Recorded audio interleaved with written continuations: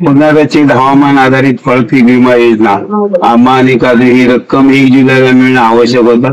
या संदर्भात वेळोवेळी जिल्हा कृषी अधीक्षक यांची भेट घेतलेली होती।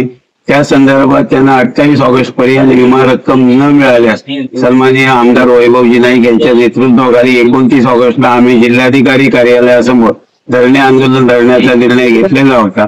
सन्माननीय जिल्हा कृषी अधीक्षक राहुल यांनी दूरध्वनीवरून आणि लेखी पत्र पाठवून उद्याचं 29 ऑगस्ट जे आपलं असलेलं धरणे आंदोलन स्थगित करावं।